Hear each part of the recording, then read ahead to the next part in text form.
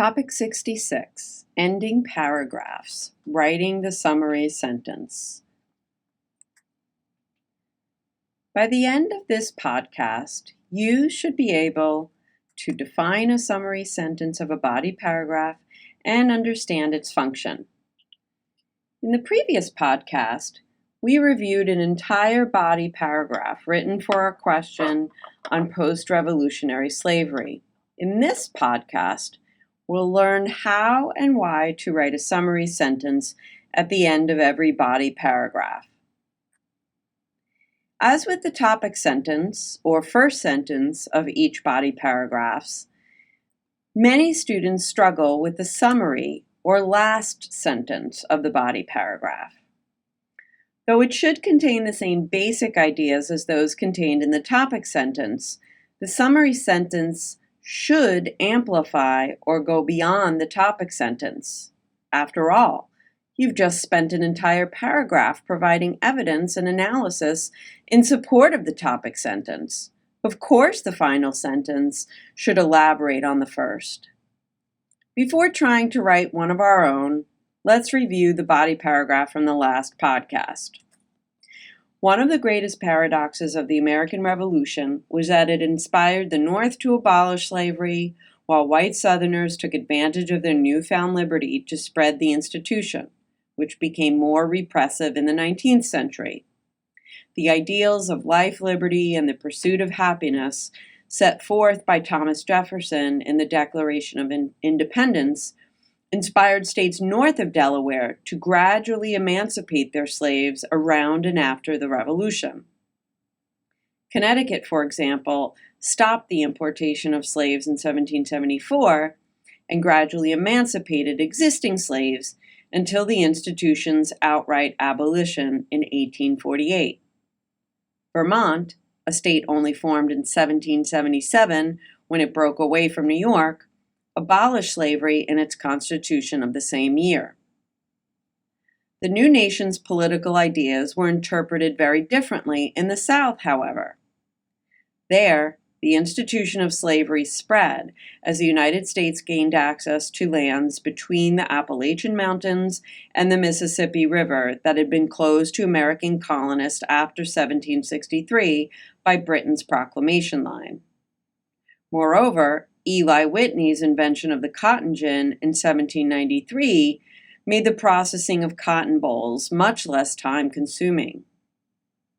Freed up from picking seeds out of the cotton by hand, more and more slaves were needed to cultivate the cash crop on plantations. So, at the same time the U.S. gained access to more land, technology drove Southerners to cultivate a lucrative crop on that land. Unfortunately, the high financial stakes involved, coupled with the specter of slave rebellions such as those that had occurred in Saint-Domingue/Haiti in the 1790s and the first decade of the 19th century, convinced American slave owners to tighten control over their plantations and their slaves. Overseers were given great latitude with the whip at the same time that slaves often lost the comfort of their families, as the demands of King Cotton witnessed the sale of some family members to owners hundreds of miles away from their original plantations. Frederick Douglass wrote movingly of both conditions, violence, and the loss of family, in his autobiography, The Narrative of the Life of Frederick Douglass. Though I did not mention it during the last podcasts, the paragraph as it now stands ends rather abruptly. Never end your paragraph with a quotation or a new piece of evidence in this way.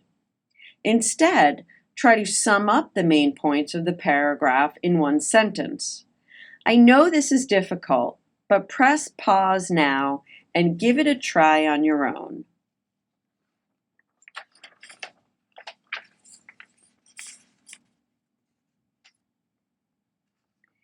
How did you do?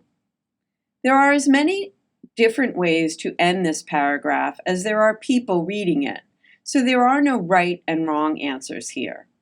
The one that I wrote is, sadly, Douglass's experiences were hardly unique.